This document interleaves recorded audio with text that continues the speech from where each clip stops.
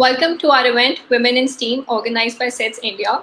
SETS is a non-profit, independent, student-based international organization which is dedicated to expand its role in development and exploration of space. My name is Shirin Kaushik. We also have Shreya with us. Shreya and I represent SETS India. So today, as you have all seen already in the posters and all our hyped up marketing, we have three panel members with us. Sara Murray, who is the Deputy for Vehicle Systems Performance and Analysis for NASA for the Orion Multi-Purpose Crew Vehicle Program. She has been the Council Executive for NASA's Mission and Support Council, which is responsible for implementing NASA's institutional goals, objectives, and priorities. She has actively been conducting outreach events with the International Space School Educational Trust, that is ISET, called Mission Discovery Program, in various countries across the world and mentoring students therein. Ms. Rekha KR is the Deputy Director for Semi-Cryogenic Propulsion Systems Project at the Liquid Propulsion Systems Center, ISRO. Prior to this, she served as the Deputy Division Head for Stage Mechanics and Analysis Division, Mechanical Design and Analysis at LPSC for 19 years. Also, we have Bailey Burns, who is an aerospace engineer at Paragon Space Development Corporation, working on life support systems for space, specifically for the next lunar lander under the Artemis program. She is also a grad student in space resources at Colorado Schools of Mine. She is also famously known as the Ninja Girl, as you can already see on the screen. Bailey works to bridge the gap between space industry and general public through outreach. She also hopes to be the first person to solve a Rubik's Cube in space, proving space can be fun.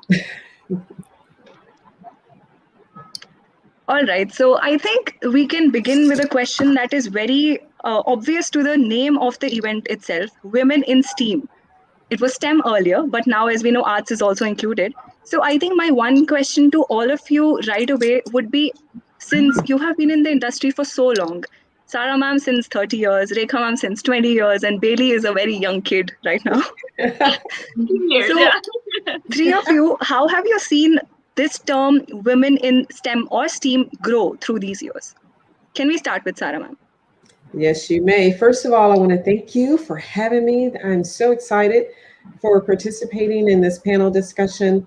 And I'm really excited that we're talking about STEAM because, we started with STEM and that's very important. But guess what? When you start working in the STEM area, you will realize that you need creativity. You cannot do this without creativity. And so that's what the A brings to you, right? The artistic folks that can bring that creativity.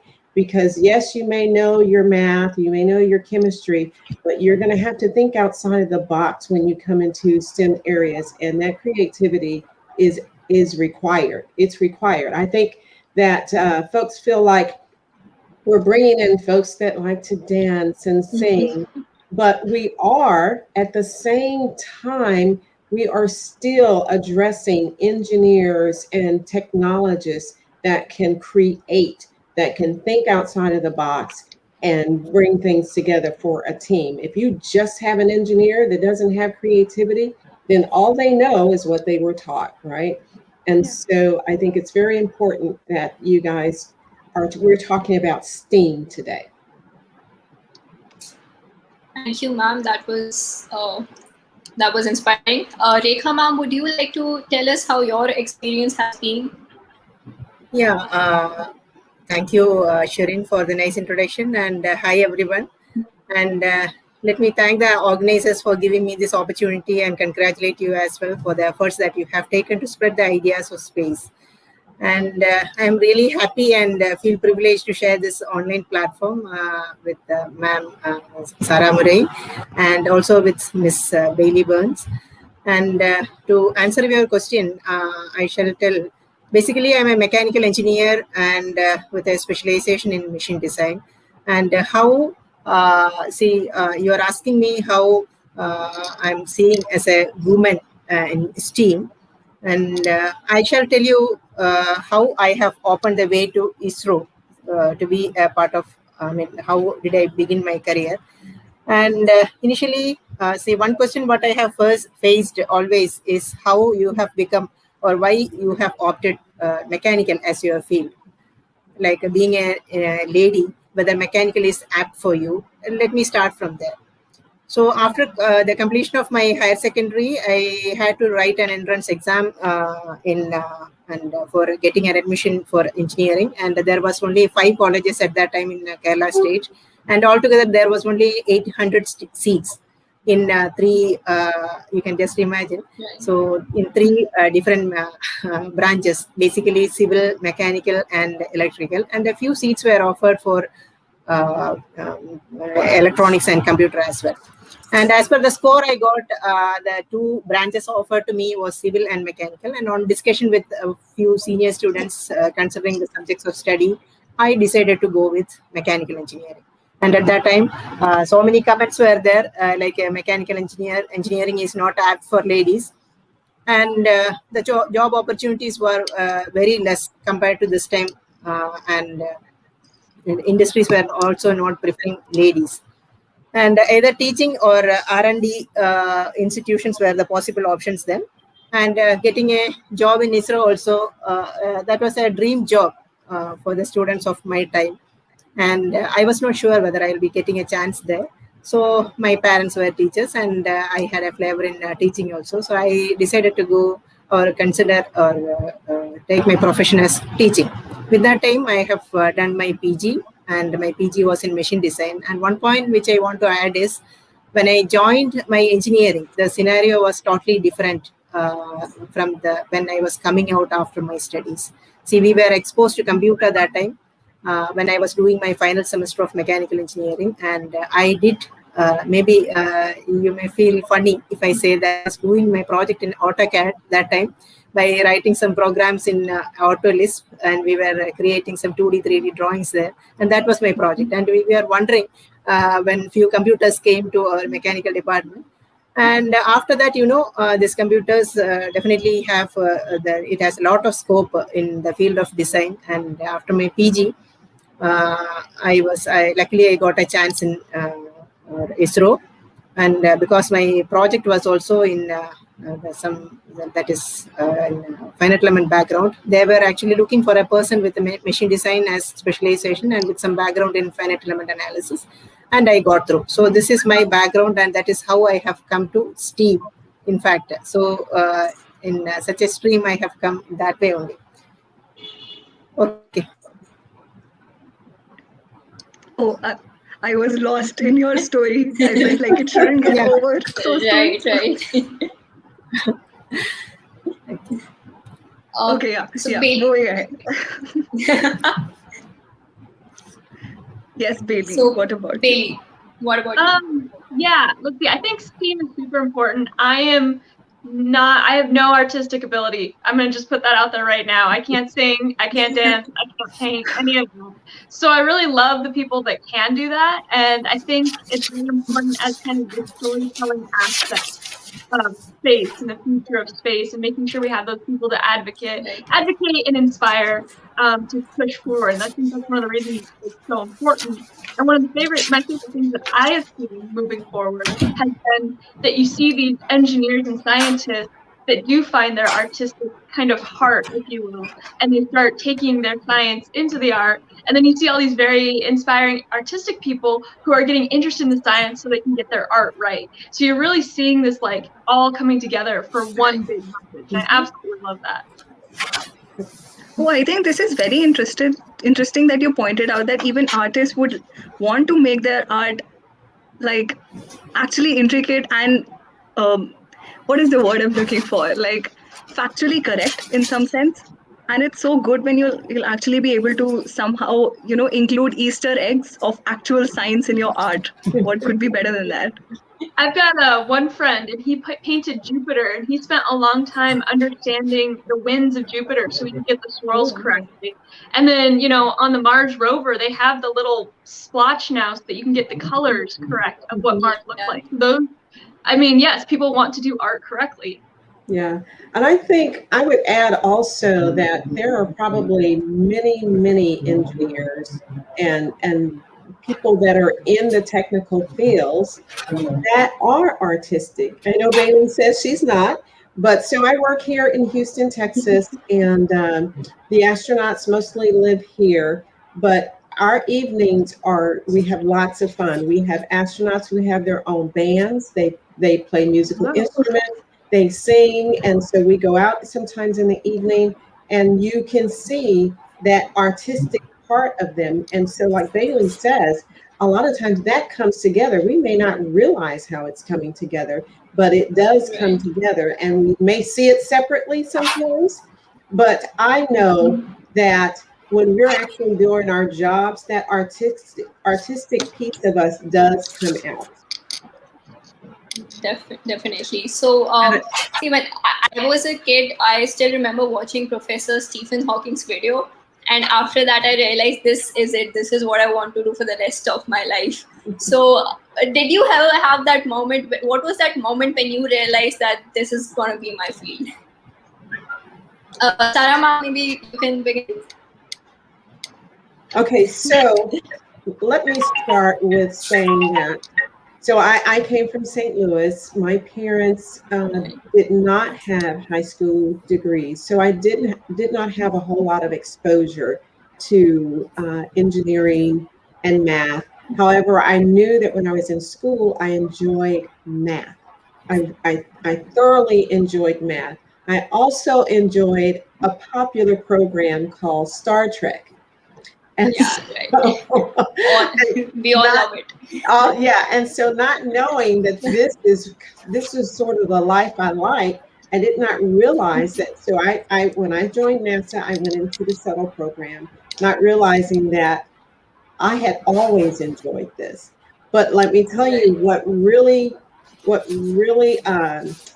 the deal for me was I had a job interview.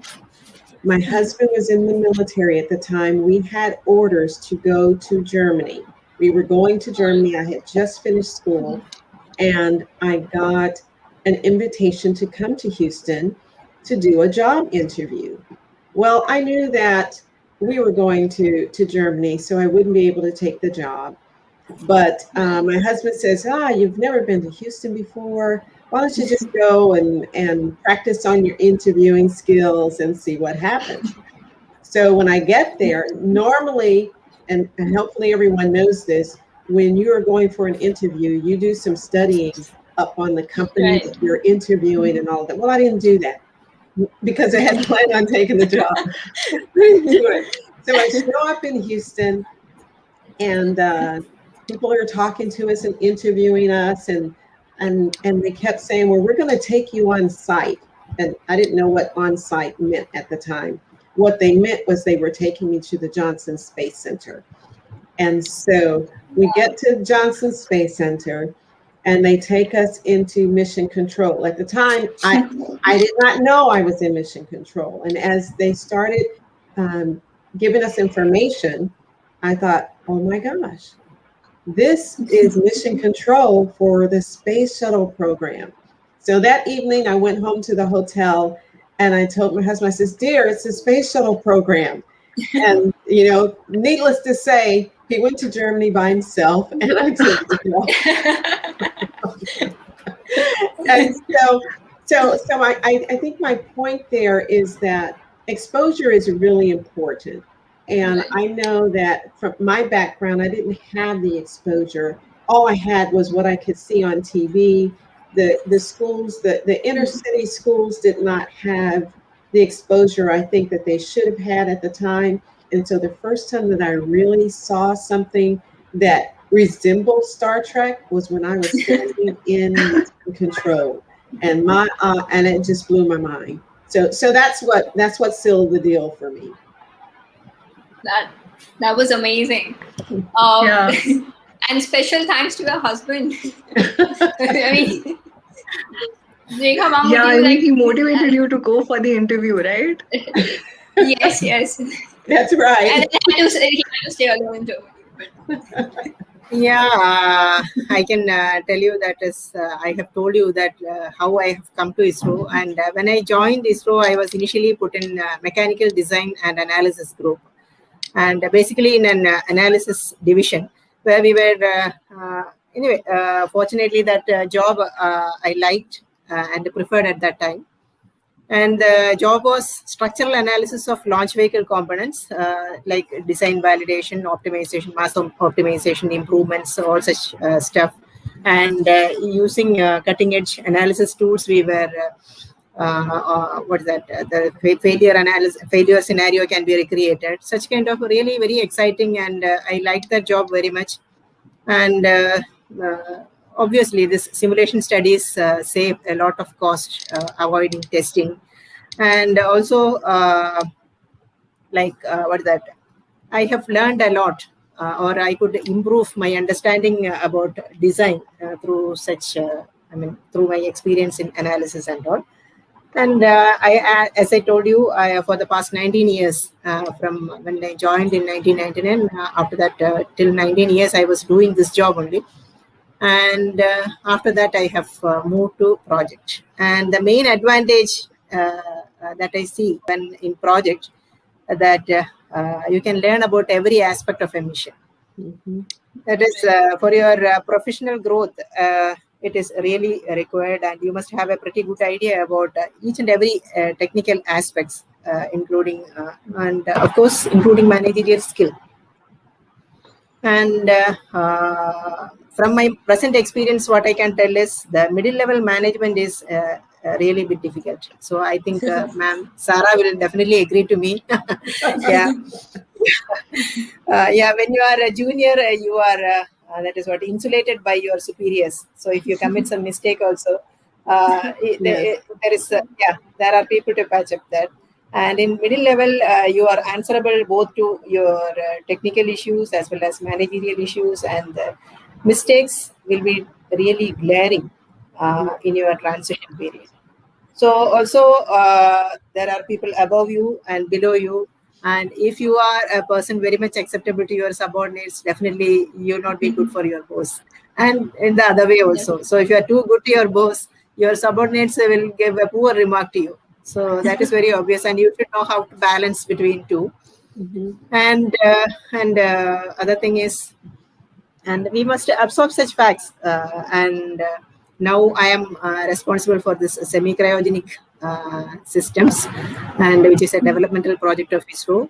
And still I am learning, I must say. Yeah. Mom, you know what I found the most inspiring thing in what you said? You just said that you've been working since 19 years. That's almost our age. And Yeah, right. and you said that you're still learning. course. So I'm like, Yeah. wow, okay. Yeah, learning. There is no age for learning. Definitely. That is the beauty of learning, in fact. That's right. So that's really interesting. So that is in our space sector. This is I think the most important thing, and it goes on.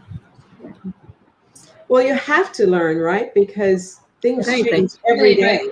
The technology advances every day, and you really need to be on top of that so that you keep your team fresh.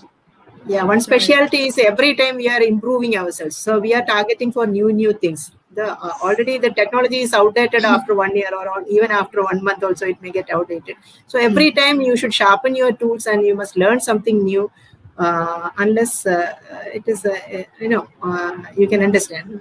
Right. And then when you talk about the managers, and what we try to do and what we strive to do is continuously bring in that diversity. And when I say diversity, it's not just ethnic, it's not just gender, but also age, right? Because when students are coming out of school, they learn some things that we haven't learned.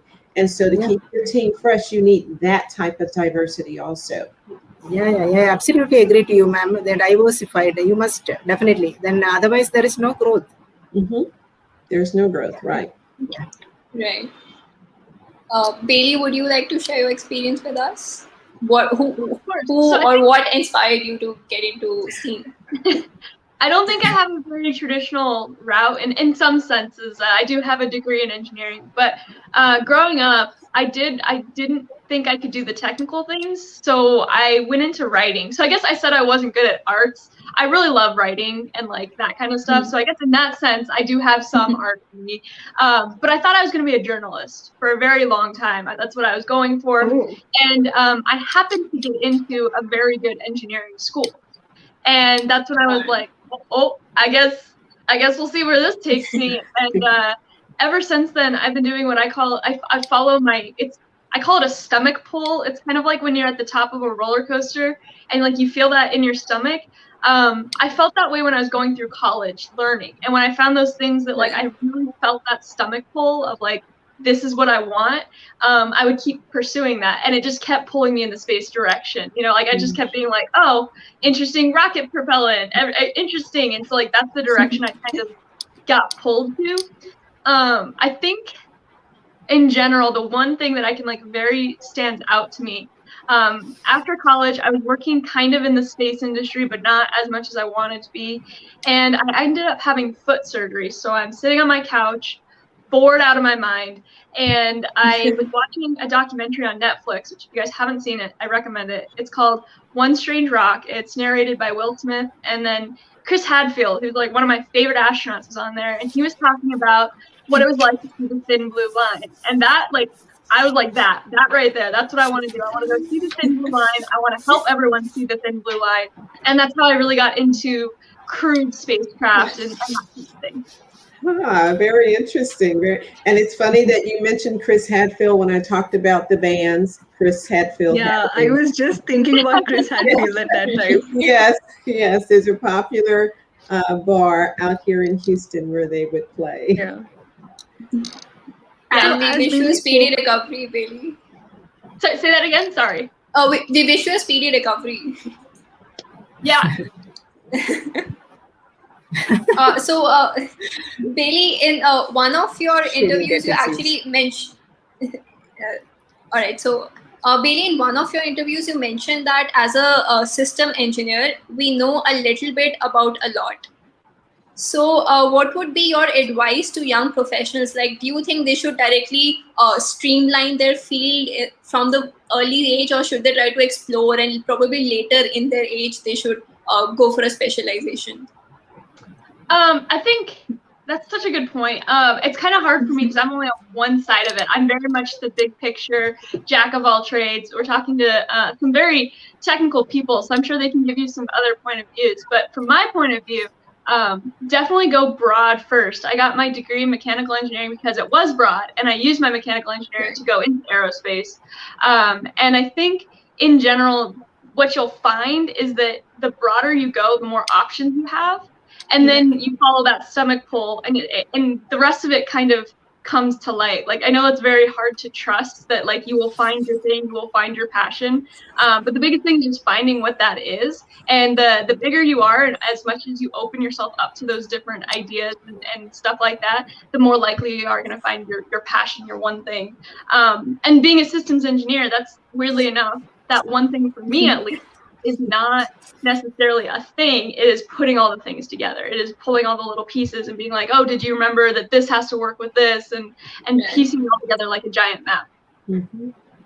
But you know, I think we are living in a very competitive world. So if an organization can have independent people in to work in specific fields, the one who are the best in their field, do you think there are many prospects of somebody who is still who's trying to do everything or trying to learn about everything? Oh, yeah, that's a great point. So a lot of actually astronauts define themselves, like one thing they constantly say is like, I'm a jack of all trades. And I think that's really important because when we go into space, at least in the foreseeable future, we can't be sending everyone into space. So you have to be able to learn quickly. You have to be able to have like a kind of understanding for a lot of different things. And yes, you can have your one area, but you need to have that background for everything. In the engineering world, we call it a T-shaped engineer, where they have like a very good broad understanding and then they go down in one area. And that's where I think a strong astronaut would come in. Mm-hmm. And I think in nowadays rapidly changing world, it's a very good skill to have, to be able to learn quickly. because Yes. you don't know what Right. happens when. Exactly. And we really need that skill in the astronauts that we have today, especially as we start moving to Mars. And they will not be able to rely on the ground as much to help them with certain things. If they have certain problems on their spacecraft, then they are going to have to be able to solve those themselves. And as a matter of fact, part of our training is where the astronauts can do numerous things. And what we have learned is that I'll give you an example. We were training some astronauts, and one of the astronauts that Scott Kelly, who spent a year on space station, he said, Yeah. I want that astronaut to be able to go out in that parking lot and change my tire. And so there are things like that that are very basic, that when you are traveling into space and you're going to be there for a certain amount of time, you need some mechanics also. You need someone who can learn quickly. They do experiments on themselves. You may need someone who can do first aid. So I agree wholeheartedly with what Bailey was saying, was that, explore everything. And there's a saying, jack of all trade, master of none. We do have masters, right? You can be a jack of all trade and master 2 or 3, maybe even 4 of those things. But I absolutely believe that you explore, because unless you explore, you won't know where that tummy pool is, right? And so what that tummy pool does for you is that you end up in a spot that you enjoy. And that is kind of your goal. And unless you explore, you won't know what that is. You might think you know what it is. And then as you go towards that tummy pool, I think you'll feel better and better about what you're doing. You'll love your job. You'll love going into work every day. And I tell the students, I said, think of it as a job you would do if you weren't getting paid for it. Would you still enjoy doing it? And so that's kind of the goal, right? And so answering your question, I think that you asked was, do you focus or do you explore? I'm sure there are benefits to both, but I think if you explore, then you really get a good feel for where you should direct your focus. Ma'am, following up to that, so let's say a person has devoted 10, 15 years in exploring a particular field. And after 10, 15 years, the person realizes, I don't like this, I like something else. But then the person gets that feeling that since I have spent 10 to 15 years already, how do I switch now? Is it too late? Well, first of all, I'm going to say it's never too late. And I would also say, and this is just my opinion, I think you'll know before the 10 or 15 years where you're going to go. I don't think it's going to take you 10 or 15 years to explore. Sure. Rekha ma'am, would you like to add something? Yeah, right. It depends on what I feel is it depends on person to person. The interest may vary. That somebody would like to pursue with what they are doing, and they are more interested in that. And there will be some mental block. In fact, when I was moving out of my analysis area, the same I was also feeling like, okay, I was so comfortable with the work what I was doing. But anyway, that comfort will not add to anything for your growth. That is also there. Definitely. Yeah. Once if you master something, or once if you understand something, then it is better to learn something else. That is that interest, I think, depends on the person who is pursuing with the work. Definitely. So so somebody may be ready, or somebody may like to explore more in their field. That's different.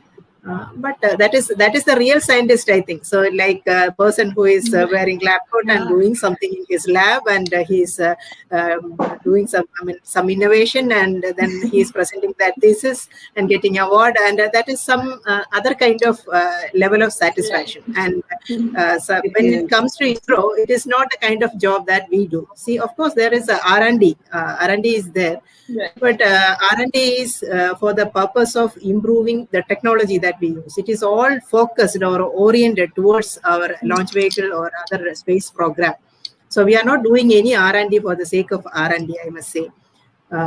See, when we are giving a proposal and when it is being reviewed, the first question that will be asked is where you are going to implement this. So that is the first answer we must do. So yeah, so see, that's what I'm telling. So many of our national institutes which is doing, R&D firms are also in this line and right now. So that is really welcoming. If I may add to this, I think it's very brave of a person to realize at the first place and accept it as a fact that, yes, I'm not happy with this. Yes, I learned a lot and I'm going to use it further. So even if somebody is moving ahead, no matter how many years, of course, it should not be 10, but it's always a good move because you will gain some self-respect as well. Exactly. Right. Yeah, definitely. Right. I think one of the dangers, and maybe it's just a danger for me, like Reka said, is that sometimes it's the scientist in us, right? I know that I enjoyed math. I know that I enjoyed engineering, but sometimes it's tough to focus because I enjoy so many other things. I enjoy music. I enjoy archaeology. Genetics is very interesting to me, and I just don't have the time to go into everything that I think I would really enjoy doing. And so I think when you have that, you are more of a rounded person, that you're not laser focused on one thing. You can still take in other things and still learn about other things. And I guarantee you, in some form, shape, or fashion, it will add to whatever that job you are doing. Yeah, that definitely, ma'am. That I absolutely agree. So always you have to pursue with something you like other than your profession. So that is really good.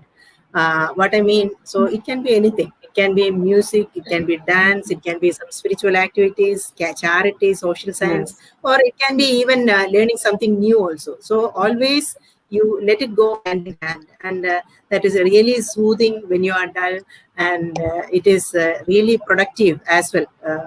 It will more create, or it will bring more appreciation, and it will definitely, you'll be boosted in your profession as well. That is what I feel, and it's my experience also. And I will say that in hiring, so I participated in a lot of recruiting activities for NASA.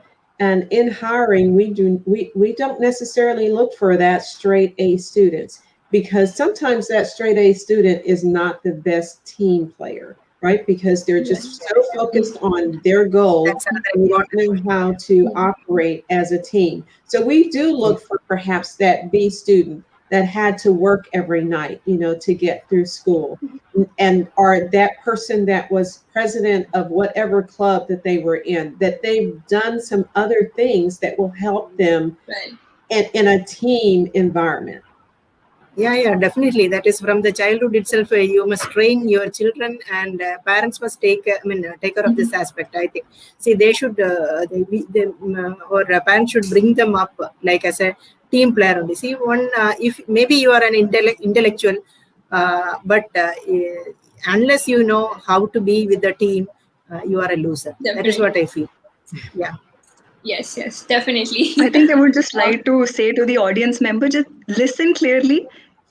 As these people are very approachable, you can see you also have to be a human and do what you love. Listen, everybody. Okay. Yeah, definitely. I should normalize being interested in multiple things. Yeah. So Bailey was talking about a Netflix show, and actually I was watching one a couple of days ago, and a very interesting question was raised in that show. So the question is that money spent on space missions could be better spent on social imperatives on Earth. So why do we care about space missions? And this is a question that honestly many people ask. Many people question the space industry. They ask, why are we spending money to build home on Mars? Why don't we work on Earth? So would you like to say something about it? Would you like to address the question? I think space, initially, see, in ISRO, in the Indian scenario, if I'm telling that space program started with the motto of welfare of the common man. And initially we were aiming for remote sensing satellites as well as for communication satellites. And we were building, or we were developing technologies for making launch vehicles to launch such satellites only. So that was our beginning. I think our space program started in 1969, as you know. And by the time Americans have proved that they through their manned mission and of course Apollo 11 mission and all, I need not tell you, you people know all about that. And even Russians, they have come with a lot of variants of engines and a lot of technology development. All those things were there. But we were putting our, I mean, like in the baby steps only at that time. And after that, anyway, after a few decades, I mean, after almost 10 years or some 20 years, I can say that we are self-reliant in our launch vehicle side. And now an example is like our Chandrayaan mission, Mangalyaan mission and all have proved that whatever technology we mastered, through that we could achieve all those.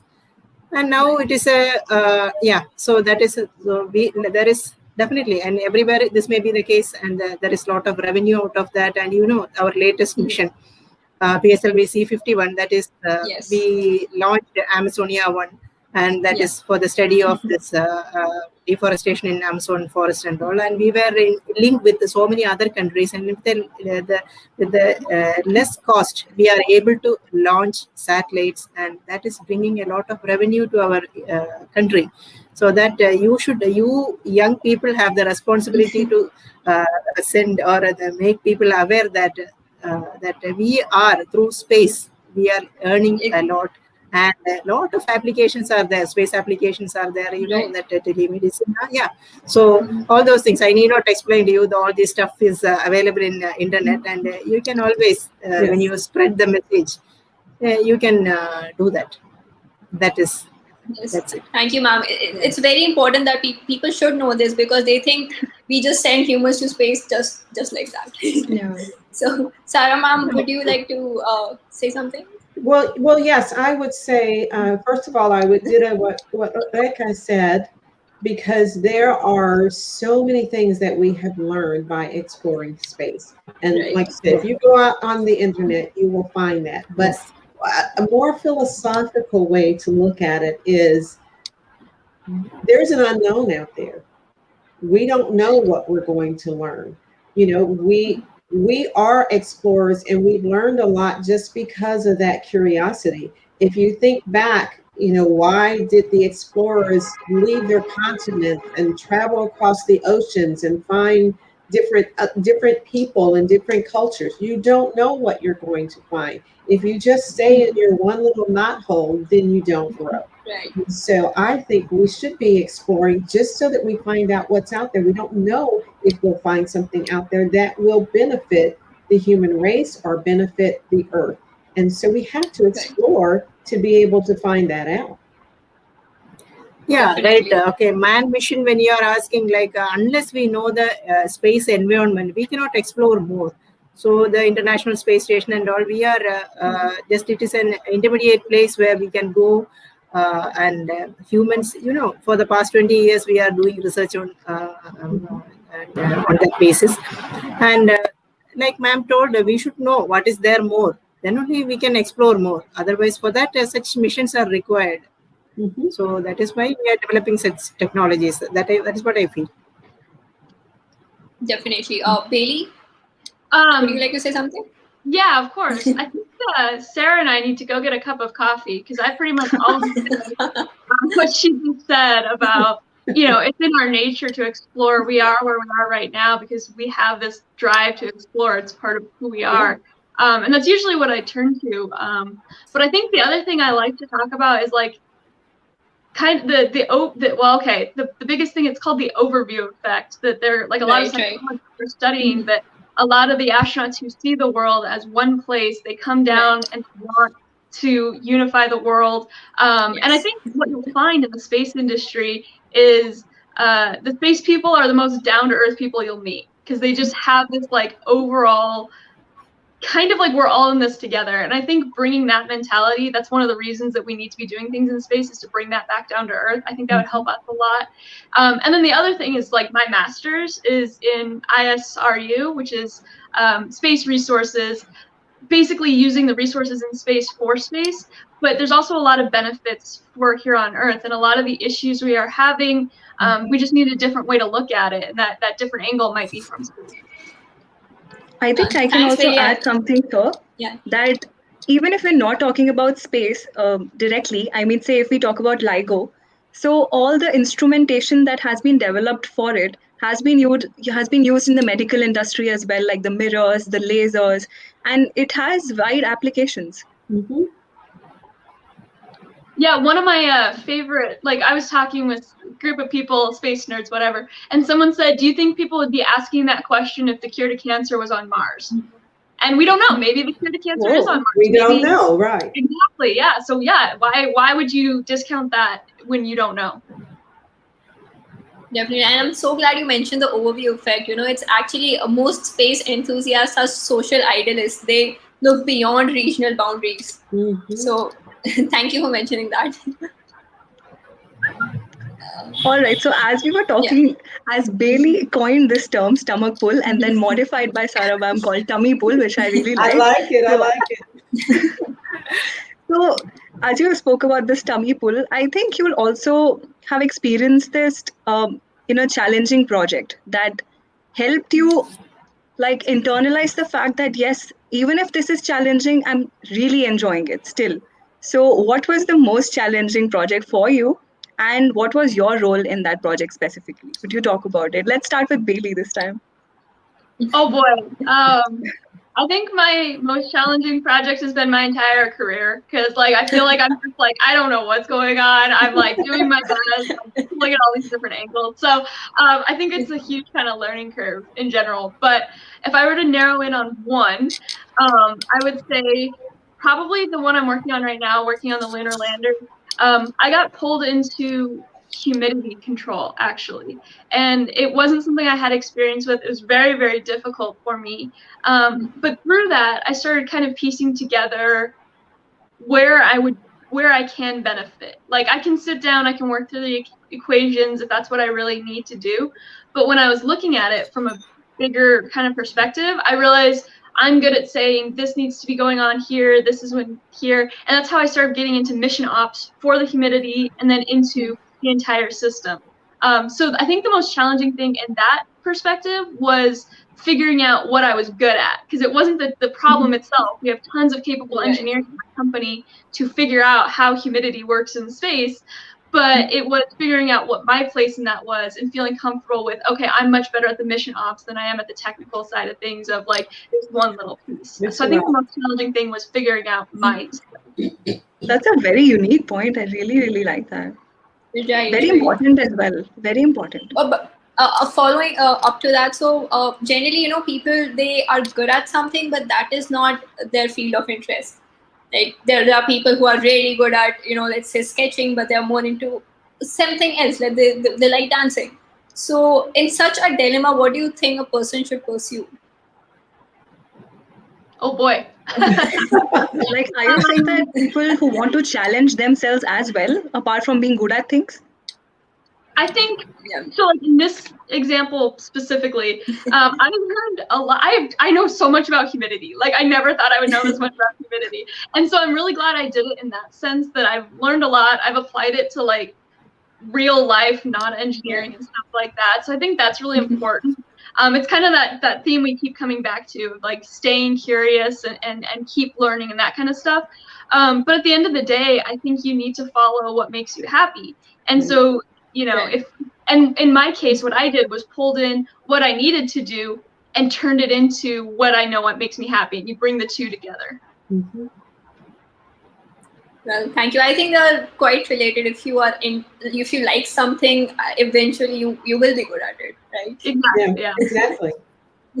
So, Sara ma'am, what has been your most challenging project so far? Okay, so I'm going to give you two flavors. What I'm doing now is working in what we call the Orion's Vehicle Integration Office. And we're responsible for, so we're developing NASA's next spacecraft to go to the moon, right? And so it'll be a manned spacecraft. And the integration piece is significant because we have so many different entities that are involved. We have entities that are building and testing in Denver, Colorado. We have entities that are building and testing in Marshall and Alabama. We have the European Space Agency that is building our service module. So that integration of this huge project is challenging. It's challenging, but it's very interesting. And we are pretty much working with all the centers across the United States also, because we launch in Florida. We have entities in, of course, we have to work with Washington, D.C. That's where our headquarters is. We have folks at the Glenn Research Center that are working. So that integration of this effort is significant, and it is challenging. But so that's more of a technical challenge. I would say my greatest challenge was when I was the chair of what we call the International Training Control Board. So this board managed the astronaut training. And when I say astronaut training, these are our astronauts from the United States, our astronauts from Canadian Space Agency, the Japanese Space Agency, Russia, and European Space Agency. So I had members on the board that were from each one of those space agencies. And what was challenging for me is for this small little Black girl to get everyone to come together as a team and listen. I know that when I first went to Russia, I had to be very vocal in a professional way and look people in the eye. So I had to learn how to communicate in a way that gained their respect, which meant knowing what I was talking about and showing that confidence. So it wasn't really the technical piece that was the challenge. It was pulling that team together and leading that team and gaining, being credible to that team and gaining their respect.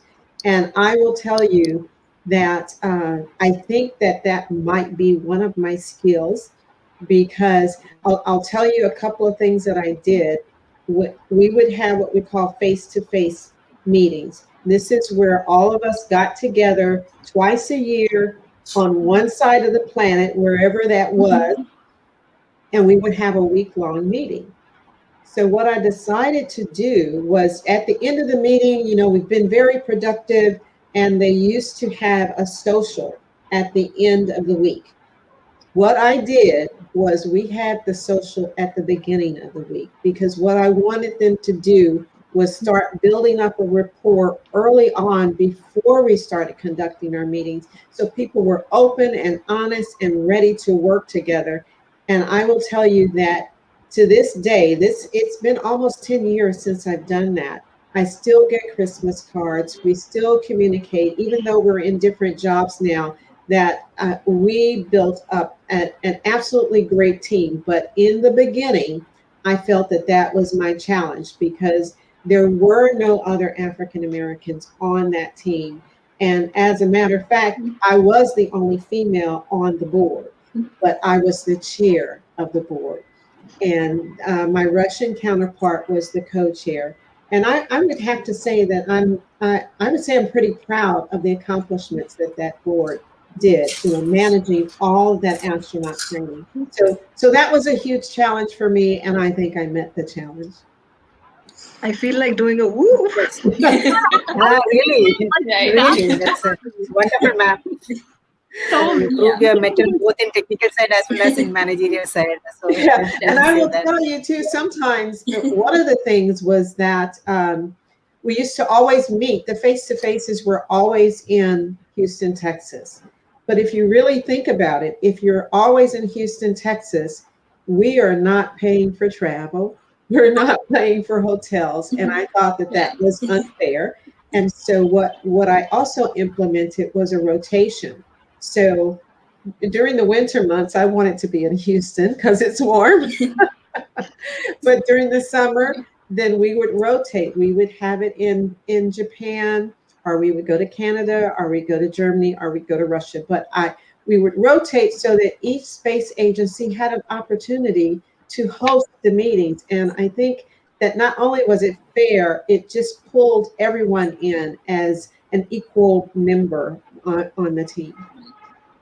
Very inclusive approach. Yes, ma'am. And I think you would agree that the diversity was a challenge initially, but I think it was also the biggest strength, right? Diversity, it's really important. Yeah. Yeah. Yep. Rekha ma'am, would you like to share your experience on the diversity when you inclusiveness? right. Anyway, if you are asking me for the most challenging job, I must say that I really wish my most challenging job is yet to come.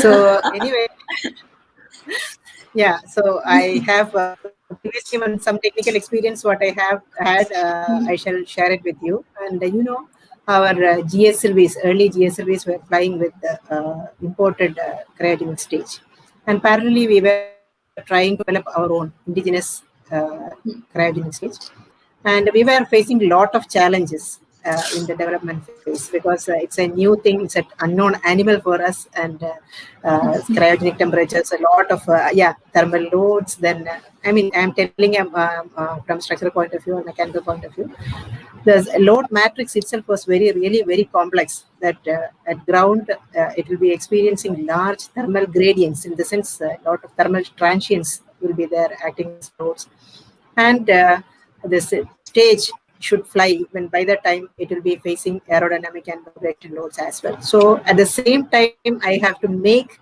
the job assigned to me was ensuring the structural adequacy of fluid systems, and a lot of pipelines, this fuel lines, all those things will be there, and they should be supported. And the most challenging part of that was I have to make it flexible enough to accommodate the thermal loads. At the same time, it should be stiff enough to face the aerodynamic as well as the vibration loads. So that was a big challenge for me. And for accommodating this large thermal loads, we were incorporating some special polymer kind of material in that, and it is a non-metallic thing, and working out testing methodology for that and evaluation of its properties. As a team, we have done that, but it was a very difficult task, and we could achieve that. Yeah, so that was the most challenging, and I think in my past life, past career. Yeah. But ma'am, you did an amazing job, and you have been recently awarded for being the most versatile, vivacious, visionary woman leader. Yeah. So congratulations on that. Oh, thank you. But anyway, I was just representing. Our women community, and I was telling in my return speech, I was telling the organizers that really our women will be very much inspired because of this. Because when you do, so there are hardships for you, but don't worry. At some point of view, it will be rewarding. So that's the message. Definitely. That's great. I think now we'll move on to a very specific question that we have, like Shireen and I and a few others have discussed a lot amongst ourselves. And I think it's not very well known as a term, but I'll explain it to you as we go along. It's called Imposter Syndrome. It's something like whatever you have achieved, you are aware of your achievements and whatever efforts you put in, but you're not able to internalize that. You're not able to accept them as your own achievements, and you feel like somebody someday will know that you're not that capable and it'll be out. So have you ever experienced imposter syndrome, and so what are your views upon it? Have you overcome it? Do you still feel so? What are your views upon it? Yeah, but I think I don't know how far I could understand your question, but still I will say that, see. Oh no. Oh no. It's okay. I think she'll join us. Yeah, she'll join back. Maybe Bailey, you can talk about it. Yeah.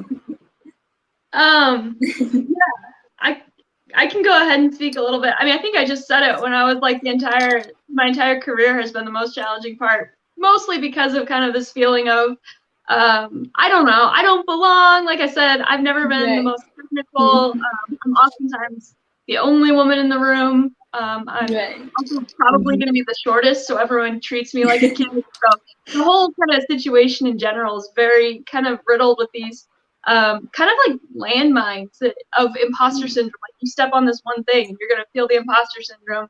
I think it's very common. I know some people don't go through it, but a lot of people in industry, even at the top of the line, like chief engineer, exec level, I think everyone's felt it at some point. And I've done a lot of research into ways to overcome it. So a couple of the tips there for you is specifically to surround yourself with people who understand, so that when you are feeling that way, you can go to them and they will help. They will help you out of your own head. I have a brag list that I keep, which is like everything that I've done good in my career, all the things that I do want to brag about. I have that on a list, so that when I start feeling down, I will go read that list and be like, look how awesome I am. Yes, hype myself up. And then the other thing, one of my favorite things from Mae Jemison, actually, the first African-American woman in space, she has this quote that basically is like, be like a cat. And I love that so much, because basically what she's saying is, have you ever seen a cat that doesn't feel like it belongs somewhere, right? Like a cat just walks around, lays wherever it wants, takes a nap, whatever it wants to do is what it's doing at that moment. And so if you ever feel like you don't belong, just be like a cat. Just act like you belong. There's nothing wrong with what's going on here. And I love that so much. So those are my 3, I think. But in general, I would say if you're not feeling the imposter syndrome, it might be that you don't care or something like that. It like feeling that means you care and you want to put your best foot forward. So don't be afraid. That's a very good advice. I will always keep that in mind. Be like a cat. Really, because really generally what happens is after some point you start questioning your own words. Am I good enough? I'm the only person here. So Rekha ma'am, we had lost you. You were saying. We were talking about the imposter syndrome. So please. Right. So I have told you already, like something we were using during my structural analysis period. So one polymer kind of material we were using. And that time we were trying lot of methodology to prove that or to get the output, required output out of that, like the property evaluation and just matching the test results along with our analysis results and all. That was a cumbersome task that time. Anyway, we have to, our work, we have to present to different levels of review forums, and there we will be questioned left and right. And sometimes you feel disappointed, like after taking lot of efforts also, something fruitful is not coming out, means it is really disappointing. And in such situations, sometimes I felt whether am I fit for this, like that. So later on, when you win the situation, then really it is the amount of satisfaction that brings is really great. Yeah, I also felt the same sometimes. Yeah. Thank you, Sara ma'am. Okay, so I don't want to forget what I want to say, because listening to these 2 ladies just reminded me of so many different things. First of all, a little piece of trivia. Bailey mentioned Mae Jemison, so I had the honor and opportunity to work very closely with Mae because she was at Johnson Space Center when I was there in the 90s. And another piece of trivia was that Mae Jemison had a role on Star Trek. So that was one of the things that she always wanted to do, and I think she was operating the machine that beamed the people to different places. But So imposter syndrome, yes. I can't say that it's ever gotten me depressed or anything like that, but it does kind of make you sometimes feel like I should know more, or do I know enough, and not realizing what you've already done. So when I was managing the shuttle communications group, I was awarded the Snoopy Award. I don't know if you guys are familiar with that. It's something that usually it's a surprise. They trick you into thinking you have to come to a meeting and do a presentation. And then so I was sitting in the room, and I said, so I don't see myself on the agenda. So what am I presenting? And the guy sitting next to me says, oh, well, you're going to be a walk-on. You're not on the agenda. You're just going to be a walk-on. And then I looked through the door, And I said, you know what? This is a trick. They're about to give me an award or something, and they've just tricked me to come here. But then I see the astronauts walk in with the Snoopy Award, and I relaxed. I said, oh, someone's getting a Snoopy Award. That's not me, right? And so I relaxed a little bit. But then my husband walked in, and I thought, oh my goodness, I'm getting a Snoopy Award. So when I got that award, for some reason, I didn't feel like I deserved it as much as some of the people who actually worked for me.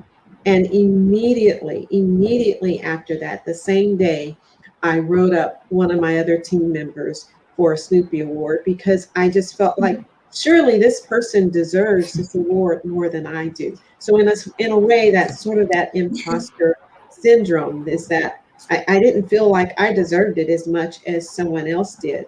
And I will also say that you will feel that sometimes as a manager, because as a manager, you don't have technical expertise in all the areas that you're managing. And so you could be in a meeting with these technically excellent folks, and they're talking to you, and sometimes you kind of think, wow, should I know that? I don't know what I should, but we know we shouldn't. But every now and then you feel that little tug that says, man, I don't know what I should know.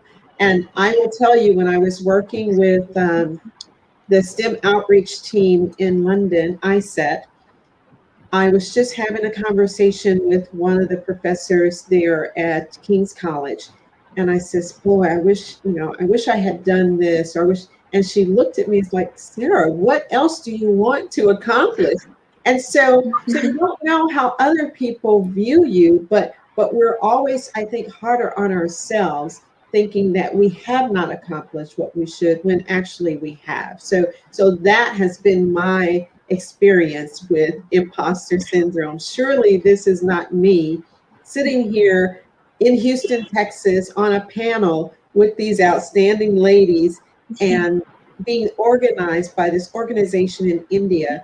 And so like Bailey says, when you have that, I need a brag list. I think that's what I need, is a brag list, because how else do we get here unless we have accomplished something, right? So this has actually been helpful for me also. Can I think, yeah. Yes, sure.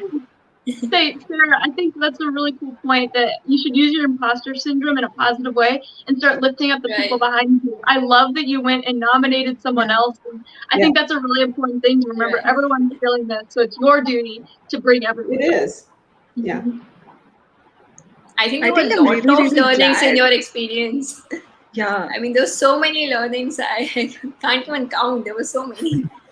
Thank you. I am really glad that I asked this question. After 30 years, I have lots of experiences, good and bad, but I learned from them all.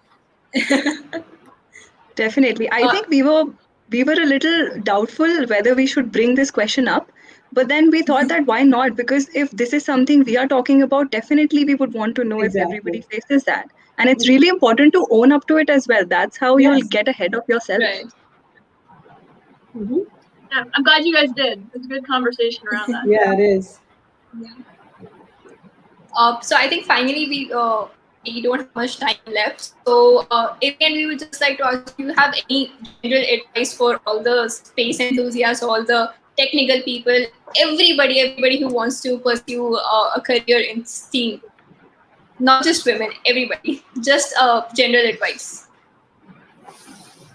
Maybe we can start with Bailey.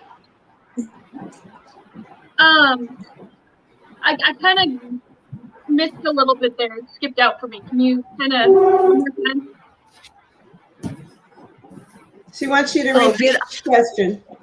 We are asking whether you have a whole advice for the women who are going to be coming up, and for anyone, not just for women in STEAM. Yeah, anyone. I think the biggest thing, like I said, there's been so many themes through our conversation that I go back and write those themes down, so I think they're very important. But the biggest one being the tummy pull that we have now coined as a group is follow that tummy pull. You'll definitely figure out where you're supposed to go, and it's just kind of trusting yourself to know when, like, yes, this is it. This is what I want to do. And then with that is pulling on all the things to make it one big picture. One thing I saw brought up in the comments a few times, and the whole Rubik's Cube thing, like, that's not something that I ever expected to help me in the space industry, but it's something I like to do. It's one of my tummy pulls, and it's kind of manifested its way into my career. And so I think pulling all the things you're passionate about will make you a passionate engineer, and that's what we need in the world. Right. And thanks, Rekha Lily. Rekha ma'am. Yeah, message. One message what I want to tell you is self-motivation is the best motivation, as you know. And of course, there are difficulties. It's a part of the game. And see, I'm a mechanical engineer, and I can tell you that is for any working mechanism, there will be friction, wear and tear, heat, sound, everything. Yeah, for the system to work perfect. So just like that, in work also it is there. There will be occupational hazards, then harassment, then shouting, heated discussion, domestic issues. All those things will be there, and you cannot avoid all that. And the thing is, how do you manage the situation? So, it depends on individuals, and you are the best managers for you yourself. And like, what is that? See, ultimately, what I want to say is you chase your dreams. Then, of course, with perseverance and hard work, and ultimately you will win. That's my message for you. Thank you, ma'am. I really like the way you connect a technical system to a life lesson. Yeah. Thank you. Sara ma'am. Welcome. Okay, so a couple of things will be similar to what you've just heard. Self-motivation, definitely. You need that self-motivation. And then we've already talked about the tummy pull. So if something's pulling you in a direction, let's do that. But what I want to add is that you may think you know where you want to go, and your tummy is pulling you that way, but life isn't perfect. You may end up in a job that it's not exactly where you want to be, but you will get there, you know, in the end, because I will tell you that I have always wanted to do STEM outreach. I've always wanted to work with students. And years ago, I felt, you know, I know I'm an electrical engineer, but I really want to work with students. But guess what? Had I not followed the path that I followed, I would not be doing what I thoroughly enjoy now. So there's that saying, there's a reason for everything. There have been times where I thought I wanted something, and had I gone that path, I wouldn't be where I was today. And so understand that, yes, you may be focused on a certain goal, but there are going to be a few zigzags. And all you have to do, just hang in there and learn from where you are, because ultimately that will help you get to your goal. Just because you haven't reached it yet, or you're in a place where you feel it's not towards your goal, you will learn from it, and you will be a better person when you get there. I needed to hear that. Thank you, Sara. I appreciate that. I feel better now. Thank you. Yeah, I'll tell you that I wanted a job. I interviewed for the job, and I did not get it. And now when I think back, had I gotten that job, I would not have been exposed to the network of people that I'm exposed to now. As a matter of fact, the network of people are why I'm doing this. One of the astronauts called me and said, Sara, I'm doing STEM outreach. I had worked with him professionally at Johnson Space Center, and then we decided we could go off and do some other things. And so you never know what's going to come out of the experience that you're in at the moment, even though it doesn't look like you're on your path. So don't be discouraged if it appears that way. Just stay focused, and whatever that job is, whether it's what is ideal for you or not, do your best at it. My mom used to tell me, if you are a janitor mopping that floor, no one should mop that floor better than you do. No one.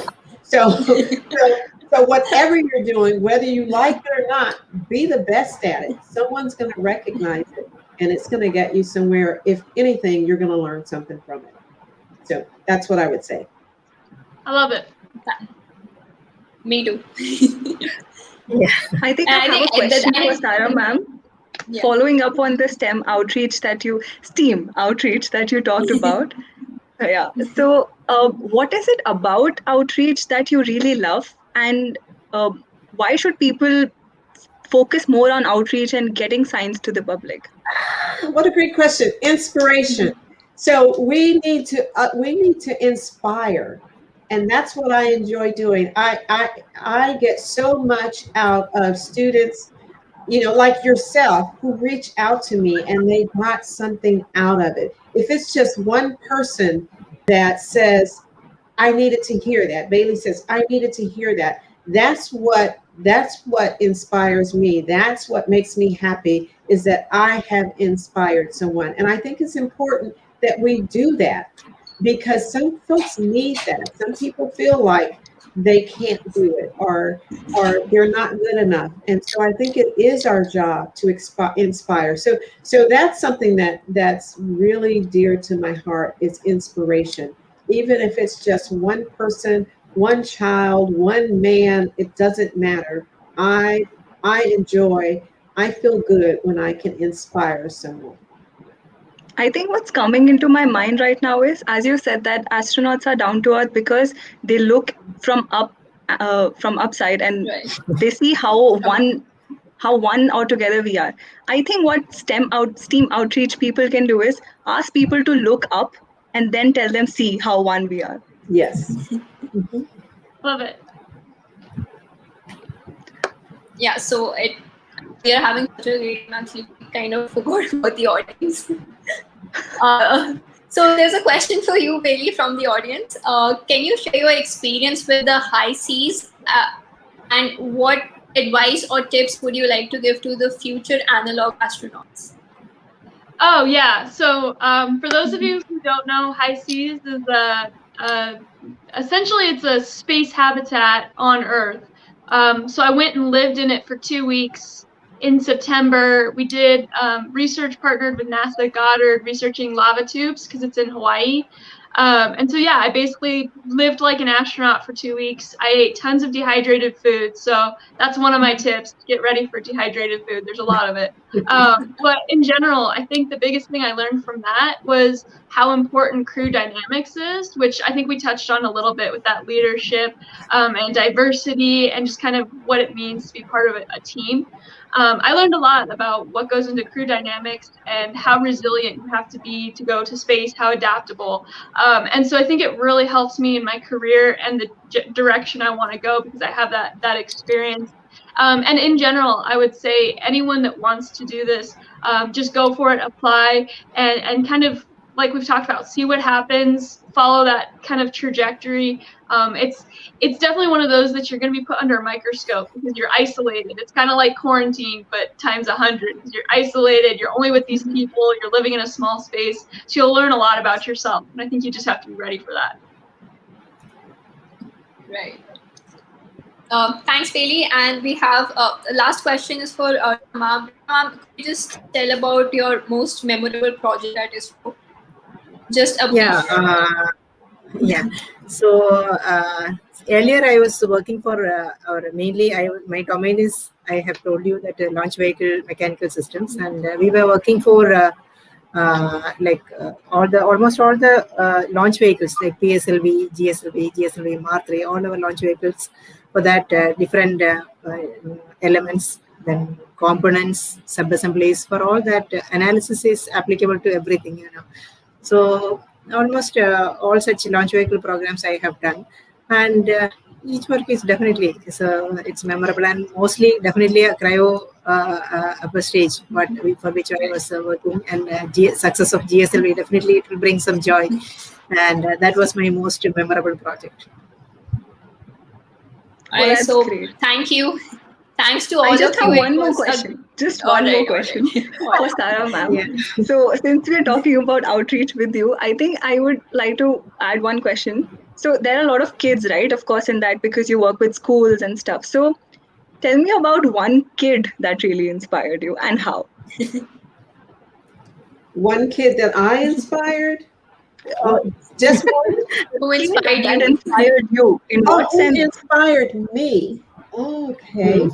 So there is a young lady. Her name is Lily. She's from Scotland. And I met her during one of the mission discovery trips to Scotland. She was the youngest of about 100 or more students that were there. I think she may have been about 10 years old. Normally, mission discovery has students that are between 14 and 18 years old. And she performed just as well as those other students did. She was not afraid to speak up, she was not afraid to ask questions. But what I will say inspired me was her perseverance to do what she wants to do. The next year, I was out there again. I met her mom for maybe 30 minutes or so. In 2000, and then a year later, so she's turning 12, her mom says, Lily wants to come to Houston. Can she come spend some time with you? And I mean, she's 12 years old, and they were going to send their daughter all the way to the United States. But there was a problem with getting her on the plane, and she was too young to fly by herself or something like that. So I get to Scotland again, and we had like a coffee, and they were very disappointed that she couldn't come. And I got back 2 weeks later, and they said, we will be there on Wednesday. So the parents had decided to join Lily here in Houston for 2 weeks. And why did this inspire me? Because Lily had a goal at 10 years old, and she made sure that everyone knew what that goal was, including her parents. And her parents were all on board to do whatever it took. And she wanted first, and it was just amazing that I had such an effect also on someone for them to want to come to Houston. So they were here for 2 weeks. We toured NASA. We did lots of other different things together. And she just inspired me because nothing is stopping this young lady. Nothing. She is in every activity there is in school. She raises horses. She takes care of horses after school. She does rock climbing and diving, and at such a young age. So I would say Lily from Scotland was my inspiration. This is a huge shout out to Lily from Scotland, and it's going to stay forever on YouTube. Lucky girl. Oh my god. So we really hope she watches this. Yeah, she Yeah. will. I'll let her know it's there. Well, it was honestly, it was a great session, and we loved interacting with you guys. Thank you for this.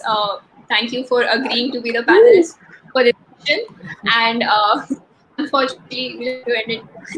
So once again, on behalf of Sets India, I thank all three, and I wish you all the very best for your future endeavors. Thank you for inspiring us. Thank you for having us. Thank Thank you. you. Yeah, right. It's great. Bye, Thank everyone. you. Bye-bye. Goodbye.